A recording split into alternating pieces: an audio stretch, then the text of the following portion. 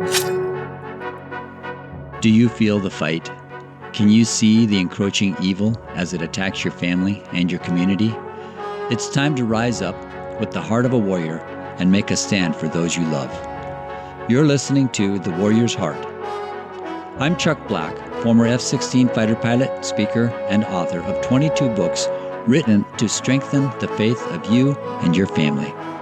It is my heart to equip you to live for Jesus Christ in this compromised culture of today. In this episode of the Warrior's Heart podcast, Chuck and I are talking about family unity. We give you ideas that you can implement right now to help you and your family work together for the kingdom rather than fighting each other. Welcome back to the Warrior's Heart podcast. I am Tess Black here with Chuck Black, and today we are on episode 4. This is part 2 of Family Faith on the Frontlines, and today we are talking specifically about family unity. Okay. Now, this is not something that I often hear talked about, honestly, actually. So first, let's just jump right into what are some ways that you and Andrea worked on family unity within your own personal family when your kids were growing up? Yeah, absolutely. I guess first I'd like to say that it's important. Yeah.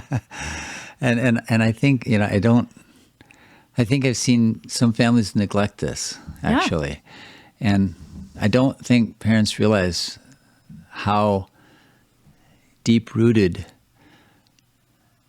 that some of the strife, the conflict, maybe even some bitterness, I don't know, it can last for lifetimes if they don't focus on creating family unity. Mm-hmm.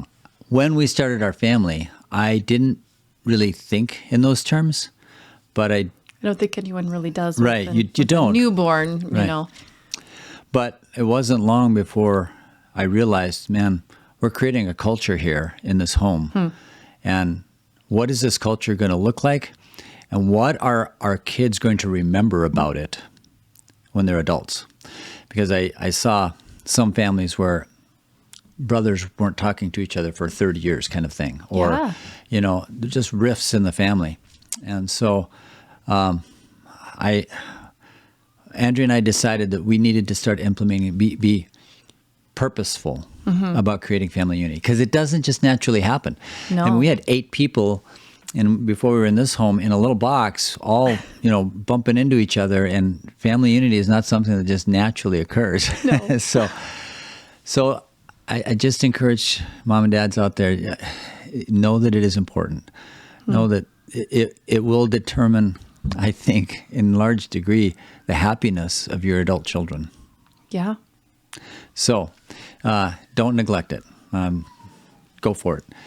So what did we do? There was a couple of different things that we did. The first thing I think that sticks out most in my mind is that we reserved Friday nights for our family. Friday Family Fun Night. Friday Family Fun Night. That's what we called it. And, and when they're little, that's easy. Yes. But now when they get into high school and they're starting to hang out with their friends and they got basketball, and that gets harder and harder to do. But we just kind of made that our family MO.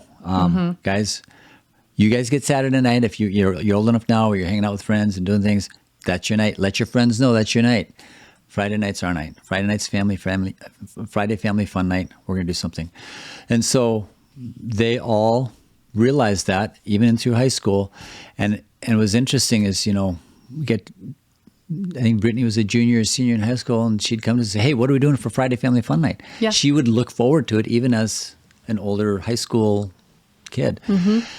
And our kids all just happened to end up going to the same university, North Dakota State University. And so Andrew and I are here alone, and we'd call Friday night, and they would all be gathered together. Hey, we're having Friday Family Fun Night, which just brought joy to our heart, and we wanted to jump in the car and go there and be with them. Why are we there? We want to be part of the family fun night. And so when you get them used to being with each other, and not just being with each other, but having fun with each other, that is a big step towards creating family unity. So make sure that you're being purposeful about having a time set aside for having fun together. So Definitely. so that was one. Another way that comes to mind is ministry together. You minister. We early on, and this was Andrea mostly, would start going to the retirement home and singing for the retired people there. I think it was once every 2 weeks. And so that was just something they learned to do. Hey, we're going to go and we're going to sing and we're going to talk to these people and let them know that we're here to love on them a little bit. So, and they did that together. So when you can minister together, you realize that it isn't just about you. It's not just about having fun. It's about doing the Lord's work together, shoulder to shoulder, that kind of a thing. So we did that. And then I'd say the last thing that comes to mind, I'm sure there's a couple more. One of them is we implemented leadership and responsibility into our school day. I've heard about this. Yes. And so tell me more. L&R, we call it. It's time for L&R. We would reserve 30 minutes a day for L&R. And what it meant, our family just naturally happened this way because we have kind of 3 older kids and 3 younger kids. So there's the olders and the youngers. So we would assign an older child to a younger child, and for 30 minutes, they were supposed to lead that younger child in an activity that the younger child wanted to do. And so they might be, exploring the backyard. It might be reading a book. Doing a little bit of servant leadership there. Servant leadership. It's like, yes, and it's not just something that, the older kid wanted to do. It had to be something the younger kid wanted to do, younger child wanted to do, but the older child was going to lead them in it. And so it gave mom a break. For 30 minutes. It taught the younger kids to respect the older kids, and it taught the older kids to lead in a way that they probably wouldn't have had an opportunity to do. And can you quick tell the story of Keenan and Reese? It doesn't apply super great, but it's just so funny. I forget how old Keenan was. I think he was probably maybe 5 years old or something, and Reese would have been probably 12 or 13, something like that. And so Reese was assigned leadership and responsibility with Keenan, and Keenan had a book, and it was The Secret Garden, big thick book. Yeah. And he would ask Reese to read that book to him. And so Reese falsely thought that Keenan wanted him to read the whole book in that 30 minutes. So Reese would be paging through, and he would just be making this story up as he goes. It had nothing to do with The Secret Garden. And so Keenan just dutifully listened to that and enjoyed the time with his big brother.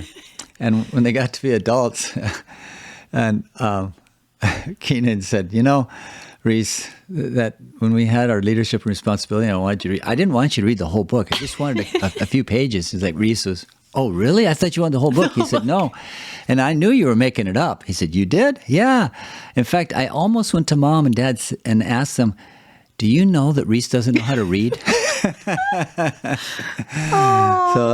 that was kind of a funny story that came out of that. But, So not always the most successful implementation every time. Well, not in the lessons, but what was successful is that even to this day, our adult children look fondly on those times of L&R, both the older kids and the younger kids. They cherish those times together.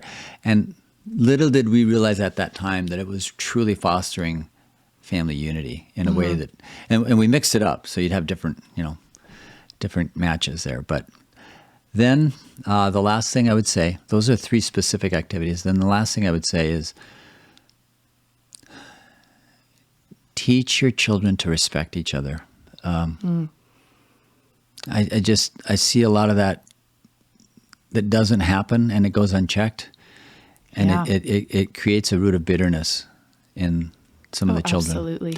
You look at the media and how they portray sibling relationships, right? I see it so often even in kids shows, right? They talk down to one another. They are constantly teasing to no end. They're, only I can talk that way to my sister, and it's looked on as like this sibling, affection and rivalry. Right. But, I was never allowed to talk to my brother that way. Right. And my brother was never allowed to talk to me that way. Yep. And talking to my mom about it later, she was like, oh, absolutely. Yeah. She said, I closely monitored, well, I mean, as closely as you can, Right. how you two spoke to one another. Yes. Because that was going to greatly impact how you viewed the other person. Absolutely. I mean, think about it this way. What if you went to work every day and there was somebody that was just dissing you constantly or belittling you or being sarcastic to you? You'd hate work. Yeah. Well, kids don't have an opportunity to go someplace else. They're stuck at home. So you need to create an environment where they are respected and that they respect as well. And so that's a big part of it. So, and we just never let that, we never let a broken or a strained relationship fester. We deal with it. We just never put anything buried under the thing. Like, well, they just don't get along. It's just the way they are. No, we you don't have to necessarily like somebody all the time, but you do need to respect them and honor them. And so that was our, and we did have some sibling stresses. There were times when a couple weren't getting along, 2 or 3 or 4, and it's painful to go through, but you deal with it. And I think in the long haul, if you do it right, if you do it biblically, they'll come out with a love for each other. I think a fondness eventually, yes. but certainly a respect for each other. So, and I will say that today, our children are now 28 to 38, and 4 of our children work side by side all day long out at Floorcrest Systems with 2 of their brother-in-laws, so 2 of my son-in-laws. So I have 6 children out there that are working every day side by side in a company. And had we not made the effort and been purposeful about creating family unity, I know for a fact that would not exist today. Absolutely. And so I'm very grateful. I'm very humbled by that, but very, very grateful for that. And even as the adults kind of reconvened at Flowcourse Systems to work on this in this company together, I still had to manage some of that interpersonal stress. And some of it was left over from even just their childhood still. And so we had to find, and we had some very, very transparent, blunt conversations about, hey, let's not bring historical things in here. This is a fresh start here. You know that you love each other, but we got to figure out how we're going to actually mesh and work as a team for the betterment of this company, but ultimately for the betterment of you yourselves. And so it's an ongoing thing. We can all get our feathers ruffled a little bit. And how you deal with that is, if you do it biblically, it can come out better on the other side than before you even had the conflict. So, and I think it's never too late to start. The goal is to start when your kids are young, right? I mean, that's when it's easiest to start. The stakes are low. The problems are small. Yeah. Most of it can be solved with, okay, let's talk about, yes, he teased you too hard. Yes, I understand. You can't, Yeah. And then you give a nice hug and a cry, and then they go off and they go and they continue to play, right? I don't know if you know this, but I recently had to tell one of my children that they are not allowed to tease anymore. Oh, okay. We are taking a full stop break from teasing. Yeah. It has become too much. It is becoming strife-filled. Yes. Yeah. But you have, you start young if you can, but it's never too late to start, I think, is an important thing to say here. And that sometimes relationships can often feel so far gone. But if people are willing, and I think there are very few people in this world that don't want reconciliation and to feel that unity with their family. Right. Absolutely. I think every normal functioning human being wants to get along with people, and wants peace in their life. So I would, as you were speaking, there was something talking about teasing. It kind of led me to think about what's an important aspect of our character development that helps us. Well, humility, right? But one thing that maybe isn't necessarily dealt with too often or purposeful about is helping kids laugh at themselves. Yeah. To realize, hey, I screwed up. I'm going to laugh this off, and we're going to be okay. If you don't take yourself so seriously, and you're able to humble yourself and kind of realize that, hey, that was really silly, and probably stupid. I shouldn't do that again. And if you can be a little bit more humble about that, especially when you teach that to younger kids, and they can laugh at themselves, then their ability to get along with others just goes up exponentially. Yeah. So, but yeah, it's an important thing, and for families that don't deal with it, I do see it become a problem later on. Yeah. So.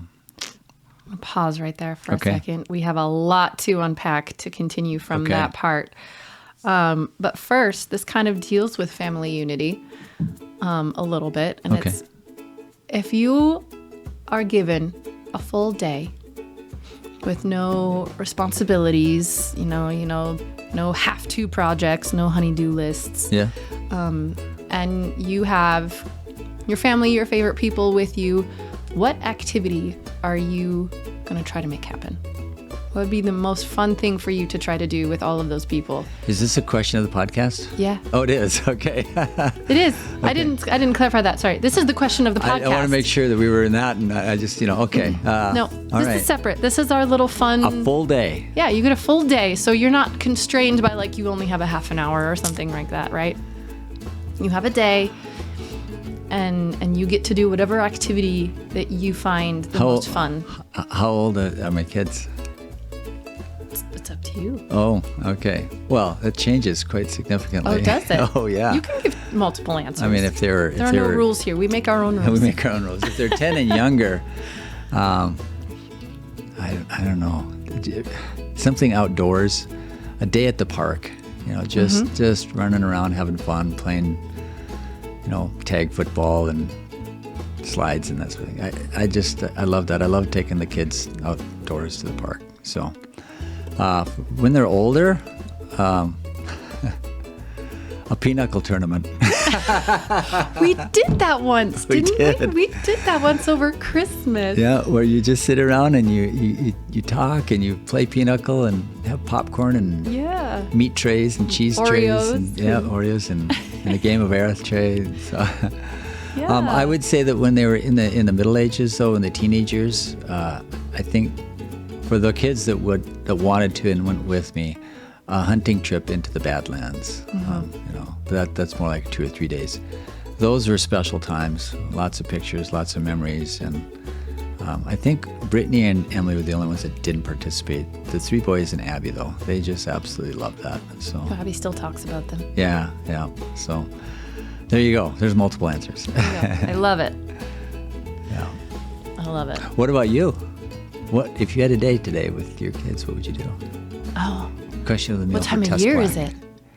If it's winter time. It's right now. If it's right now. It's 65 degrees. If it's 65, I mean, I'd probably go for just a walk. This is my favorite time to be outside.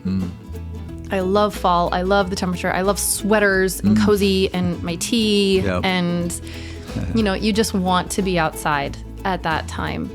But if it's winter, we're going skiing. I think that's one of my favorite things to do, is to go snow skiing. That's one of the things that we did, is we had family ski trips almost once a year. And you were kind of introduced our family that way. We did once a year, yeah. And you did that, Every year. It was... Yeah, for sure. I loved those. I absolutely loved those. Yeah, those are fun. I think that's what I would probably choose to do. You went on a ski trip with our family. You and Ian were dating. I did. We'd only been dating for about 2 months. Yeah, I remember that was the first time I was really starting to get to know you. Yeah. So, and you were a go-getter. You were taking on those slopes and getting after it. My brother is 8 years older than me. Oh. And we went with another family who their children were all his age. Okay. And so I learned very quickly to keep up, regardless of any danger to my life. I can see that.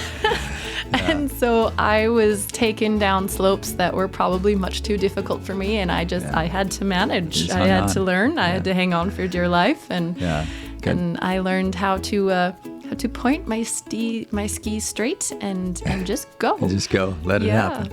Yeah, no, that was fun. Much to my husband's fear, I think, when we went skiing the first time together. I'm sure. Oh, that's funny. Yeah. No, skiing is good. Yeah. So, and we could tie that right back in here. That's, finding those activities that you can do all together as a family is a great, like you said, finding those things that you can do, all of you together, to enjoy together. Friday, family fun night, going on ski trips. And you've heard this before, creating memories. But there's a real truth to it. You can become rote in your life and just do the same things over and over. Mm-hmm. But those are not the things you remember. You remember those moments of special time and events and that sort of thing. So do create memories and take pictures and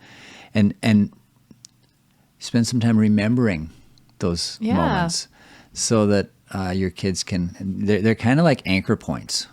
Yeah. I remember not that long ago, Brittany, our oldest, she has 4 children now, and she called up once, and she was struggling with some of her kids at the time, and things were just not going that well, and she was kind of in tears, and she said, "Dad, I kind of want to recreate what you and Mom did. It was almost like it was like a magical time, And I had to tell her, I said, "Honey, I'm so glad that you think of it like that." And that she wouldn't have said that if there wasn't some family unity and things like that. I said, "But you're also not remembering the bad days." Yes. We had some days just like you're having right now. Just like yours. And your home will not be what our home was, but you will create your own magic. Mm-hmm. And you just have to be purposeful about that. Be patient with it. Be patient with your children. There will be special events that your children will look back on and think that was magical. So. Yeah.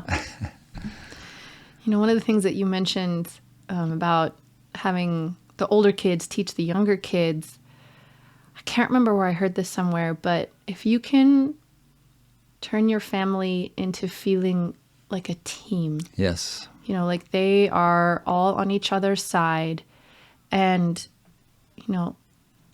a team requires participation, right? Mm-hmm. People seek out ways for themselves to feel like they have purpose, like they have value. Mm-hmm. And so finding ways for your children to feel like they have value in your home, like they can contribute, I think is also another great way to foster that family unity, because, you are going to feel more connection to something that you have contributed to. Absolutely. You're going to feel more like you have stake in it, and you have stake in it staying together when you have also put in the effort, right? So finding ways to have your children work together. You said do ministry together, to work together, to know that, hey, if you don't do your job in this family or whatever, the things that I have given you to help contribute to this family, things are going to fall through the crack. We depend on you too. Right. I think that's also an excellent way you bring to help up them feel they belong. Yep. You bring up a really, that's a great lead into another really important aspect of family unity. Being a part of a team and having that team unity is so critical, but what really unifies is when you are all striving towards the same goal. So you must have goals as a family. And that's something that hardly ever gets done in families, is setting family goals. A family goal. Everyone does personal goals, right? New Year's resolutions, whatnot, but to have a family goal. A family goal. Goals will gel the unity that you're trying to strive for. I mean, if you just create a great team, but you don't go do anything with it, it just kind of fizzles. Yeah. But if you're all driving towards a similar goal, and you know that everybody has to participate to get there, that's what binds that team together. Like, for example, one of the things we did, I tied it into my Bible teaching in the morning with the Bible verses that our children were learning.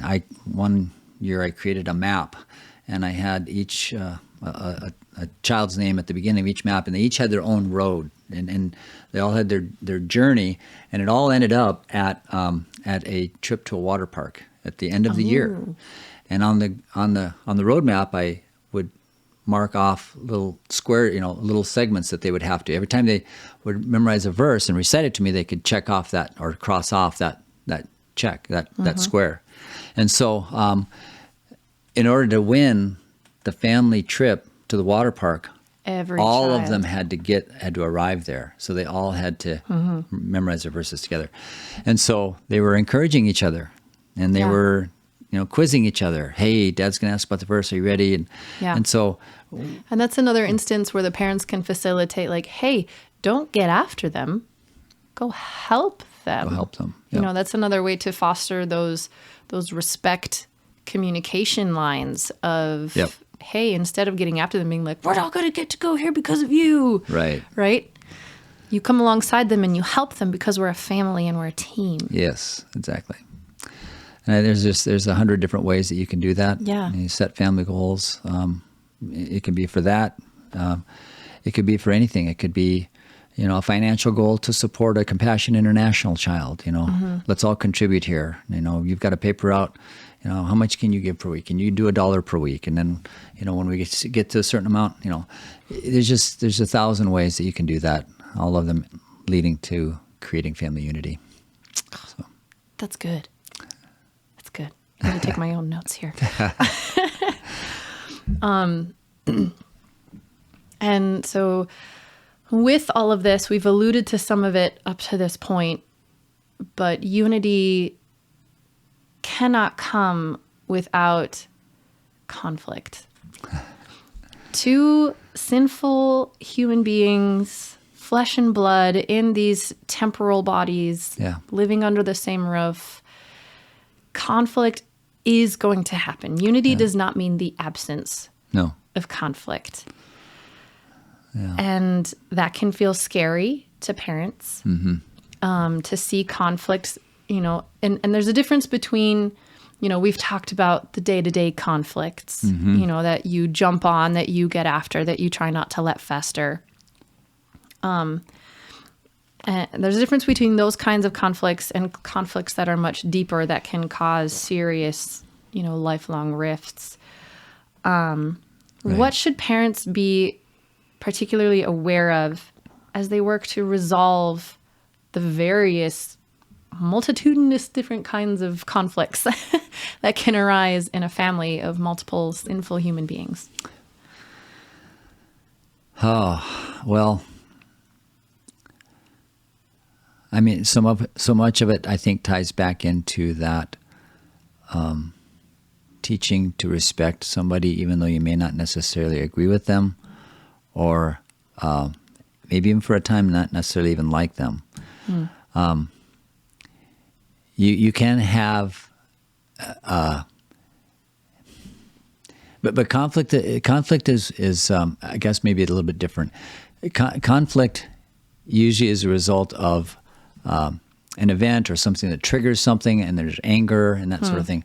But are you talking more about like deep-rooted conflict, where these two people have, two siblings have drifted apart over time, or are you talking about conflict resolution? Because conflict resolution is so important and oftentimes not done well.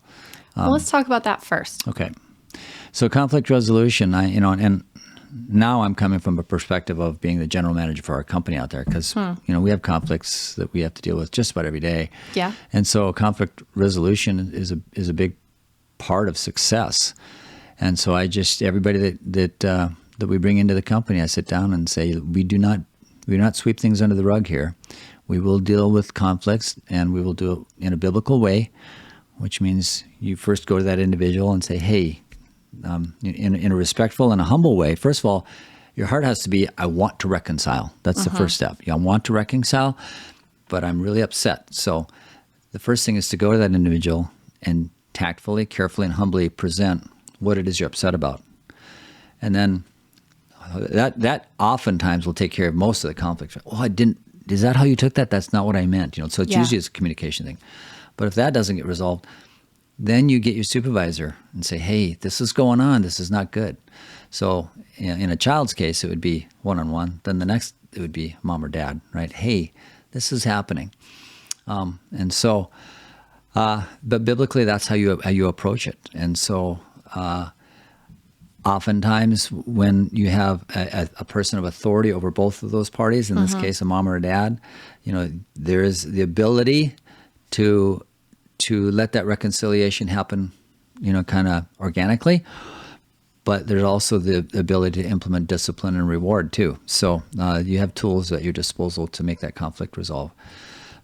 But then if it becomes a character flaw in one of the individuals, one of the kids is struggling, and we had that too, then you got to pull out the armor of God. You got to pull out the sword of the Spirit, and you got to, start saying, hey, this is what Scripture says. This is how we're going to deal with this. I want you to memorize these verses. You need to understand that I love you too much to let you stay like this, because this isn't healthy for you. It's not healthy for your sister, your brother. It's not healthy for the family. Yeah. And so I'm gonna be with you. I'm gonna walk you through this to the end, and we're gonna get this resolved. So that's how we did it. That's how we handled conflict.